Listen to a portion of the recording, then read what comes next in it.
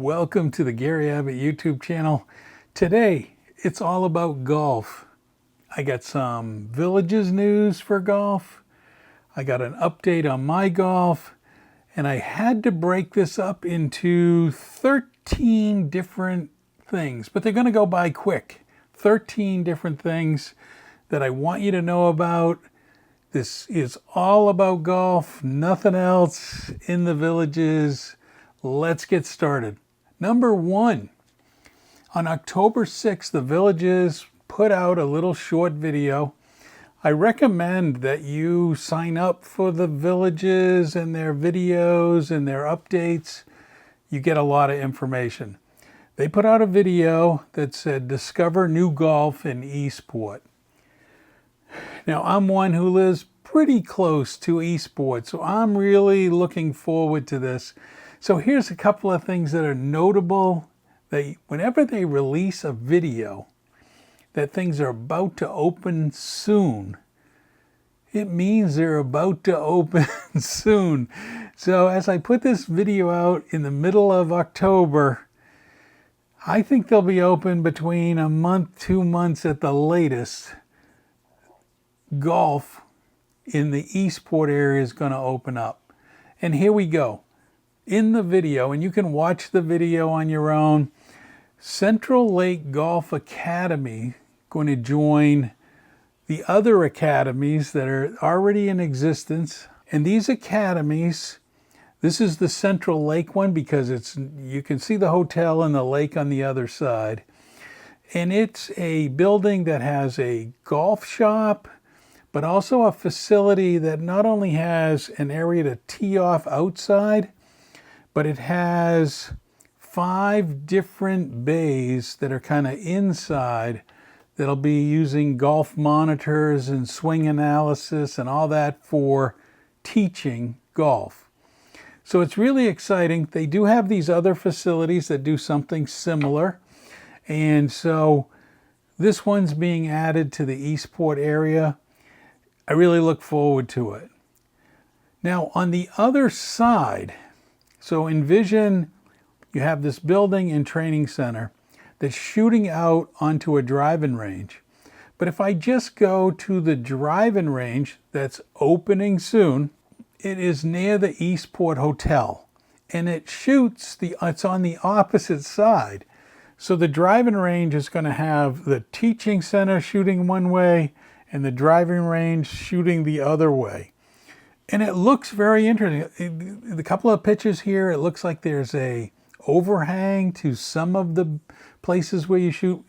And that's great because in the Sarasota driving range, I wish they had some kind of cover because in the sun, especially using my golf app, it's hard to see. And shade would be a plus. It would be a plus if that's how it works out. But I can see a big pad where they're going to have the normal grass mats to tee off from.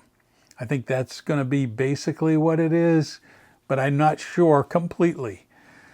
Now, I know on the training academy side, you're going to have areas where it's total grass to tee off from in those learning centers.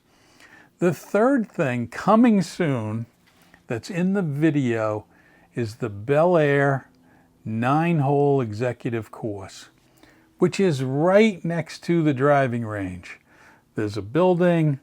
So far, these things haven't opened up. I don't think, not because the golf area isn't ready, it's that there's so much construction in Eastport, they didn't want to introduce a lot of people coming by golf cart.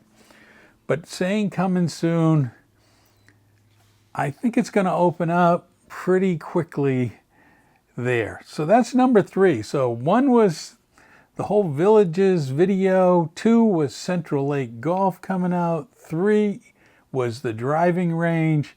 And 4 is Bellaire opening soon. I'm excited about all of them just to open up and give us more options going forward.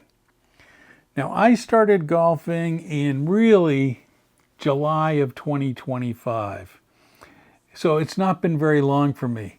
I played in a couple of company tournaments years ago, But I decided after moving to the Villages, and it took me a couple of years to say, I'm just going to go out and play golf for the fun. A lot of people are doing it. Sounds like fun. I went ahead and I started going to the driving range. And so what I did is I got this golf app called Golf Boy. And you have to buy a tripod, or I recommend you buy a tripod to get it to a certain height.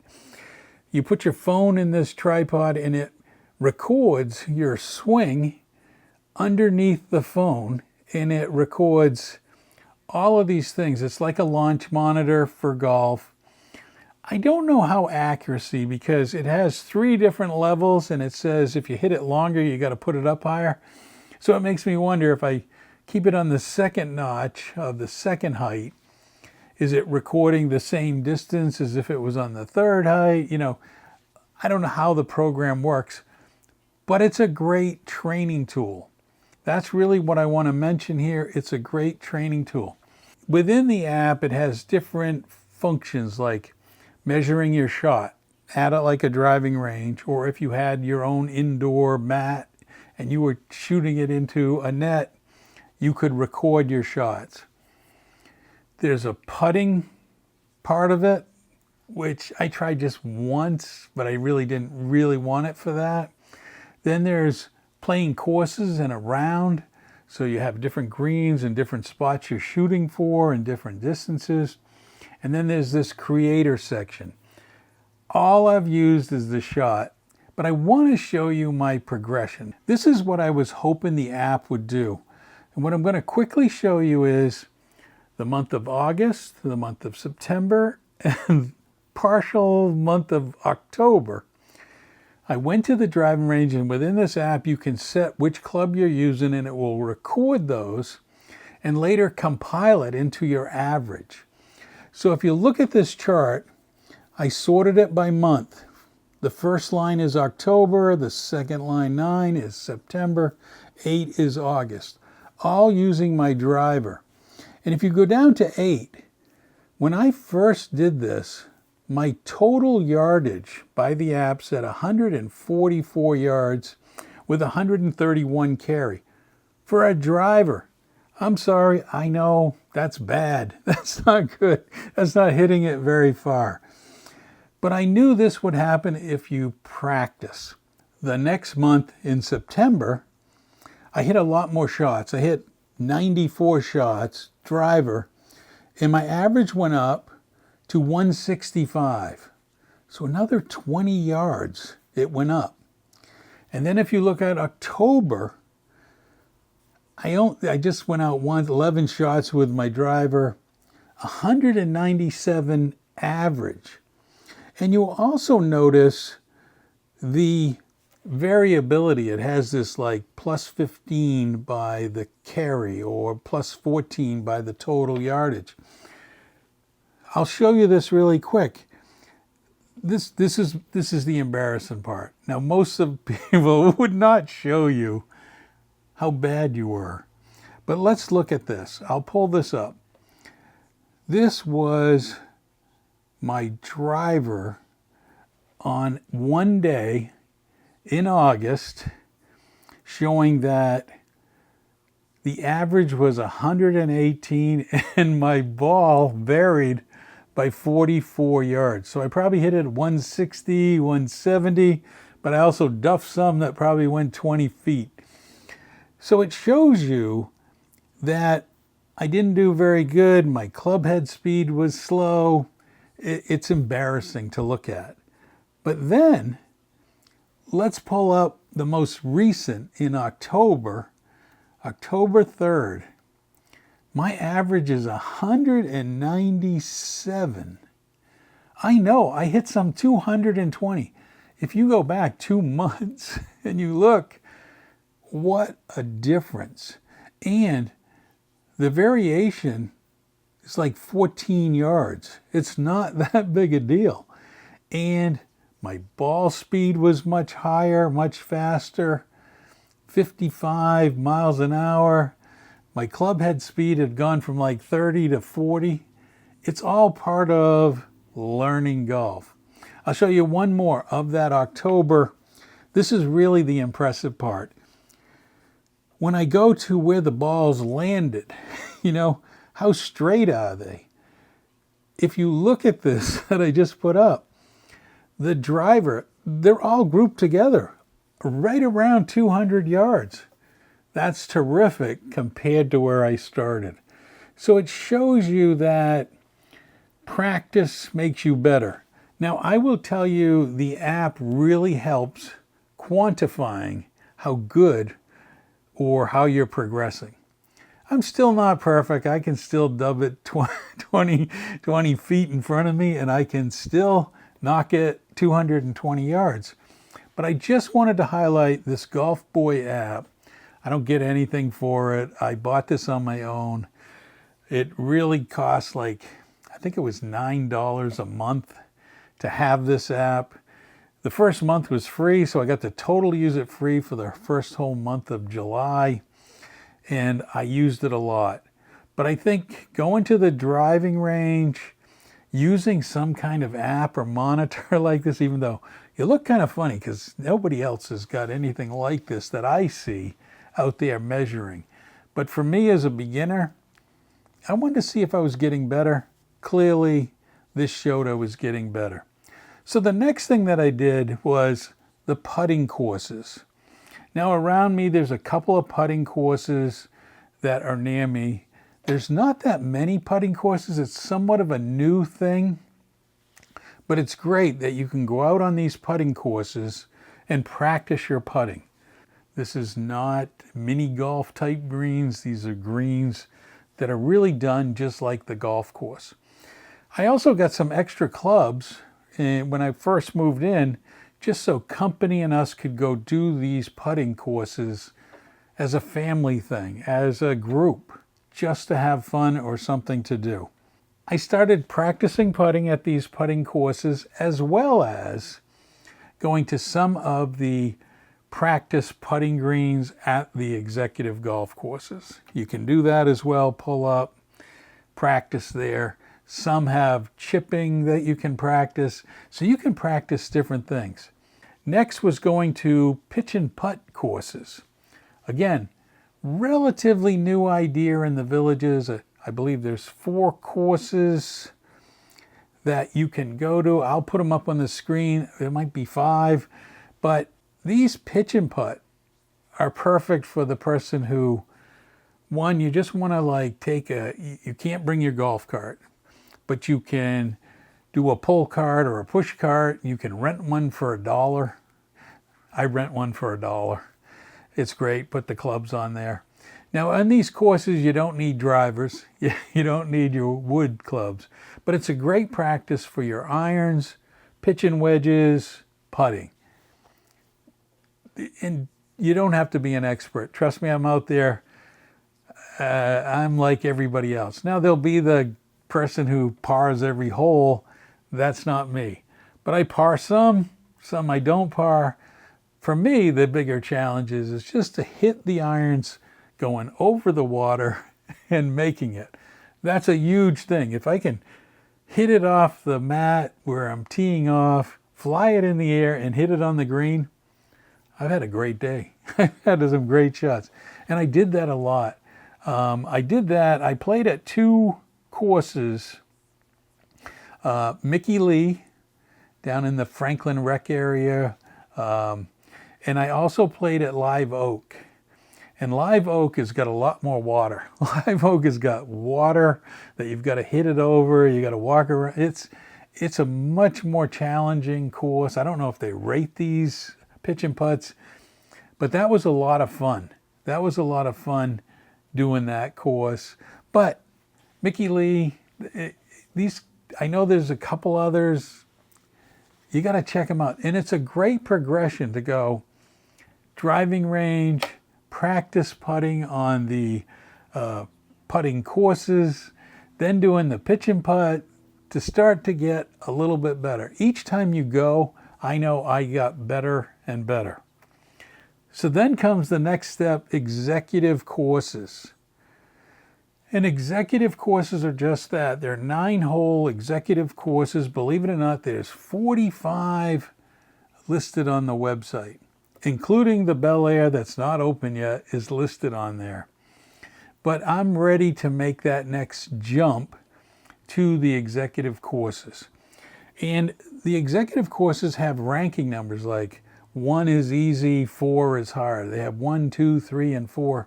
So you can, if you want to progress that way, you can do it. So there are 45 different courses for executive courses. And I haven't really been telling you that's number 9 on my list. So let's go to 10. So I went back to New Hampshire and I wanted to continue. So I went to driving ranges. I also played some championship type golf courses. I don't know if they're 18-hole golf courses, public courses, and my brother-in-law wanted to do it. And I will just tell you this. You should play to your ability. And now this is not technically correct, but they have tee-off boxes. They have the pro. They have like the, I'll call it average, but it's usually white tees, men's tees. And then they have a closer tee box, which is seniors, ladies, and I call it beginners. Play from the appropriate tee. You want to enjoy golf. A recommendation on YouTube that I saw was, if you're starting out, do not play from the longer distances. Play from the shorter distance. Work yourself up to those longer distances. It was great to do that. I'll give you a for instance, and this is what you're really looking for when you say start golf. You're going to have some terrible holes. You're going to get an 8 or a 7 on a hole, and you're going to feel like, I can't play worth of beans. But it's that one hole. And I can remember, this was like a longest hole on the golf course. And it was a dogleg left with trees. You couldn't see the hole. And I remember I was with a pretty good player and my brother-in-law who's okay. I just hit a shot out into the fairway, watched the others play kind of all over the place. Then I hit my second shot towards the hole, my third shot up on the green, 2 putted, and it was a 5. And it was a par 5. And I can remember the guy who was really good said, "Did you just par that hole?" And I was like, "No, I got a 5. And he's like, "That's parring the hole. It's a par 5. And I was like, yay. There was a highlight of not wanting to play the bigger courses and then finding yourself, I could do this, couldn't I? Number 11. Number 11 is clubs. I just wanted to answer this question. I bought a set from Golf Central in Brownwood, the golf store in Brownwood. I bought a set of Lynx clubs. They were on sale. I knew nothing about clubs except one thing. I wanted to buy a beginner set. I didn't need a fancy spending thousands of dollars. I just wanted a beginner set. I don't know how much I'm going to use them. I don't know if I'm going to continue to play. I just wanted a beginner set.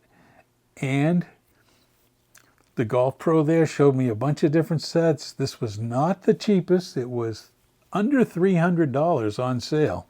With the bag, everything, the bag stands up, as you can probably see. And I bought that and I used it. But I will tell you, when playing golf and putting, I did buy a Scotty Cameron putter and I bought the Kirkland Costco driver. Those 2 things alone cost me more than the beginner set. I can putt a lot better with those clubs, and it just is more fun. It is more fun. So, the other thing that I did get is 2 home items. I bought a putting mat from the PGA store in the Villages over on 441, and I just putted like crazy. I set it up in the living room behind the couch and just putted and putted with different putters because I have different putters for people that come visit. And it was just a lot of fun for my birthday, which just happened to be a few days ago. My wife got me a practice net mat that you hit it into. We'll see how that works out. I don't know if I have even a place for it. You need to play on a regular basis. These are all number 13 inches. Play on a regular basis. Play from the appropriate tees. If you're a beginner, play from the ones that are closest to the flag where you're hitting. Try different stances, ball location lining up, different grips. Trust me, I've watched a lot of YouTubes. It can get confusing because everybody swings differently. This goes back to one of the comments in my video when I showed the golf boy and me taking it up. My swing was horrible. That's why those numbers were so bad. And the person was like, oh, I don't like how you're stiff and all. Yeah, I hadn't played in so long taking it back up. It's taken a while to get kind of in the rhythm. And as an older guy, yeah, it took a while. But I think the tip is don't give up, practice, and just try different things. Because if you're hitting the ball all into the woods all the time, you need to change one of those things. You're doing something wrong, or there's a fix that if you change something. Now, I know some of you are going to say you should just go get a lesson and they'll tell you what to fix. When you're starting out, you got a lot of problems. You could spend a lot of money, whether you're lifting your head up or whether you're, I tried some things that just didn't work for me. So I think you have to try different things that work for you. So that's my tip. The biggest tip is go out there that you're having fun. You're not trying to win. You're not going to be playing in the next PGA tournament.